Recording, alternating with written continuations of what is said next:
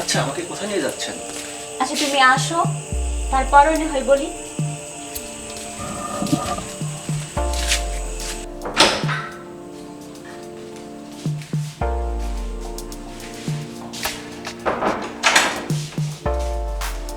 আচ্ছা তুমি এখানে বসে রেস্ট করো, আমি চেঞ্জ করে আসি।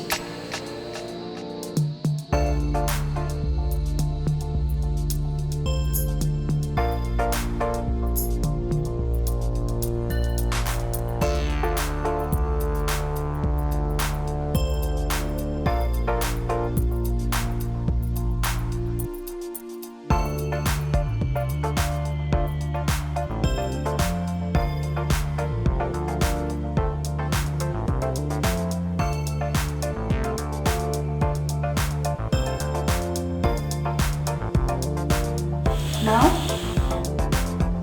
দেখেন, আমি এগুলো খাই না। দেখে তো মনে হচ্ছে বয়স অনেক কম, মনে হয় কিছুই বোঝো না। দেখো, ন্যাকামি করো না। আমি যা তোমার সাথে করতে চাচ্ছি তা তুমি নিশ্চয়ই বুঝতে পারছো। নাও। আমি বললাম না আমি এগুলো খাই না। দেখো, এটা ভদ্রলোকের বাড়ি, এখানে কোনো স্ট্রিংকেট করা চলবে না। তোমার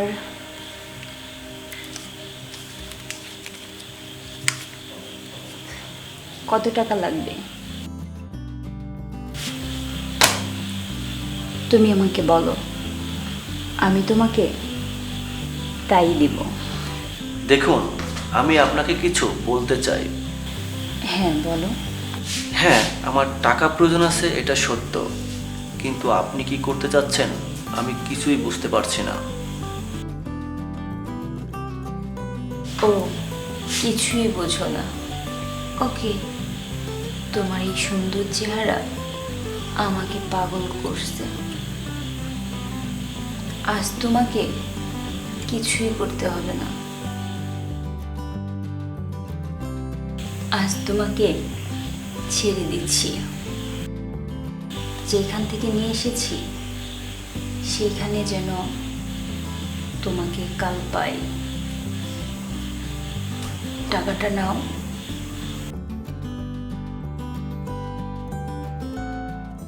আমাদের বাসা বাড়িতে অনেকেই আছেন যারা বয়সজনিত কারণে বা বার্ধক্যজনিত কারণে এক সাইড অবশ হয়ে যায়, বা হাঁটু অবশ হয়ে যায়, বা পা অবশ হয়ে যায়, বা হাত অবশ হয়ে যায়, বা শরীরের যে কোনো অঙ্গ প্রত্যঙ্গ অবশ হয়ে থাকে। এই ধরনের ব্যথা বা অবশজনিত সমস্যার কারণে আমরা হাজার হাজার টাকার ওষুধ খাচ্ছি, বড় বড় ডাক্তার দেখাচ্ছি, বড় বড় কবিরাজ দেখাচ্ছি, কোনোভাবেই সুফল পাচ্ছি না।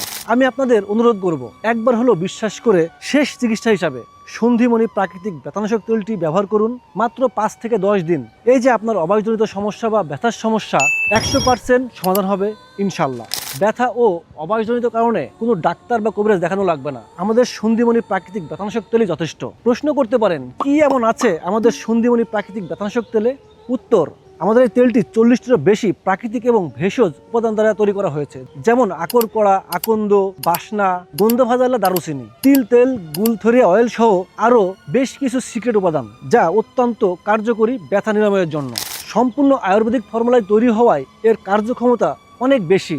সন্ধিমণি প্রাকৃতিক ব্যথানাশক তেলটিতে কোনো প্রকার কেমিক্যাল বা রাসায়নিক পদার্থ ব্যবহার করা হয়নি। এই কারণে এই তেলটিতে কোনো প্রকার পার্শ্ব প্রতিক্রিয়া নেই। এই জন্য আমরা বলবো, আপনারা একবার হলেও সন্ধিমণি প্রাকৃতিক ব্যথানাশক তেলটি ব্যবহার করুন। আপনার ব্যথাজনিত সমস্যা দূর হবে, অবয়সজনিত সমস্যা দূর হবে, আর্থ্রাইটিস বা বাত ব্যথাও দূর হবে ইনশাল্লাহ। তাই আর দেরি না করে আজই অর্ডার করুন আমাদের প্রাকৃতিক সন্ধিমণি ব্যথানাশক তেলটি। আর অর্ডার করতে হলে আমাদের স্ক্রিনে দেওয়া নাম্বারে কথা বলতে হবে, অথবা ভিজিট করতে হবে আমাদের ওয়েবসাইট। সবাই ভালো থাকবেন, সুস্থ থাকবেন। তোর কাছে কেমনে যে কই, তোর বাপ খুব অসুস্থ, কিছু টাকা লাগতে, সংসারের অবস্থা খুবই খারাপ বাবা। কলেজে তো বেতন না দিলে পারে পরীক্ষা দিয়ে দেবো না, পরীক্ষা তো সামনে চলে আসে, তাই বলছিলাম কি ভালো হতো। ওকে, ঠিক আছে। গুড নাইট, কাল দেখা হবে। ওকে, বাই।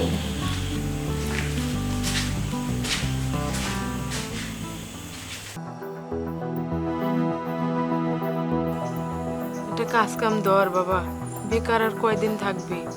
সংসারের অবস্থা খুবই খারাপ বাবা, কিছু টাকা না হলে তোর বাপ চিকিৎসা বাগর এখন। কলেজে তো বেতন না দিলে পারে পরীক্ষা দিয়ে দেবো না, পরীক্ষা তো সামনে চলে আসে, তাই বলছিলাম কি টাকাটা যদি একটু পাড়া দিতে তাহলে একটু ভালো হতো।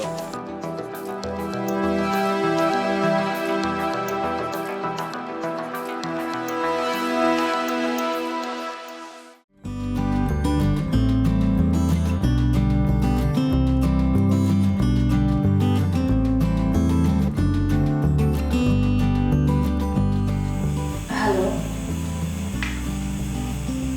তোমার না আগামী সপ্তাহে আসার কথা ছিল? দেখো, আমি বিজি আছি, একটু পরে কথা বলি। Sorry sorry, okay bye.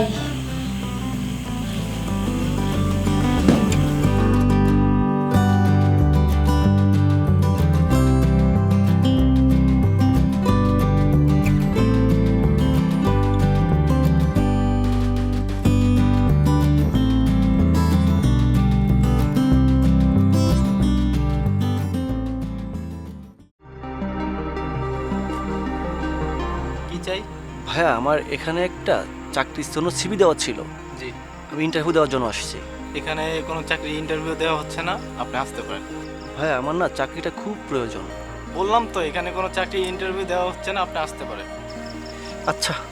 কোত্থেকে যে আসে এসব লোকজন। হ্যাঁ,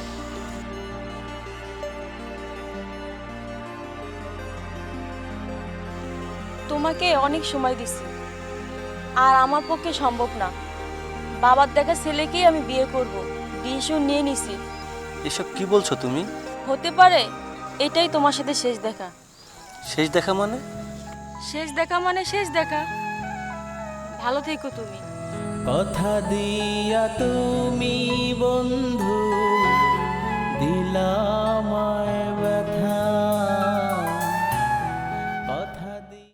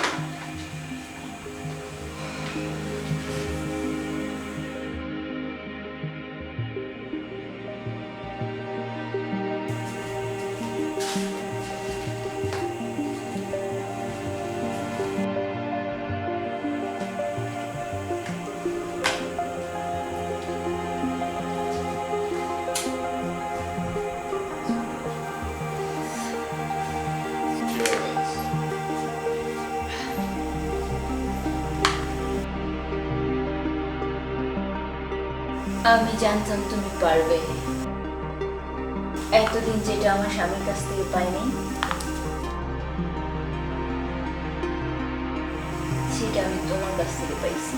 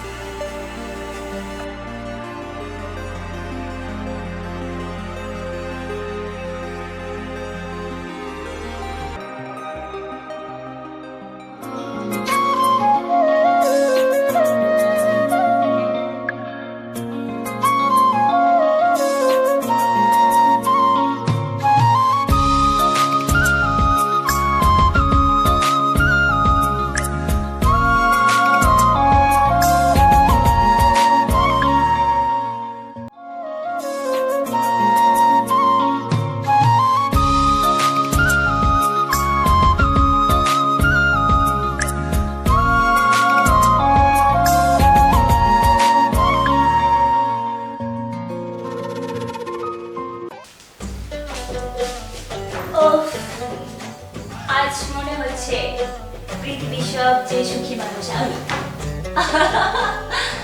এত মজা আর এত এনজয় এই জীবনে আমি কখনো পাইনি। আমার স্বামীকে যদি বলতাম আমাকে সময় দিতে, ওর ব্যবসার কাজে অনেকটাই ব্যস্ত থাকে, আমি এমন একজনকে পেয়েছি সে আমাকে ভরপুর সুখে রাখে। ছেলেটা সত্যি অনেক জোস।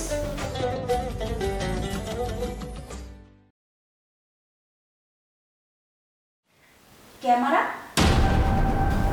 আমার রুমে তো আমি ছাড়া অন্য কেউ আসে না, আর এখন বাবু আসে। তাহলে কি বাবু আমাকে ব্ল্যাকমেল করতে চাচ্ছে?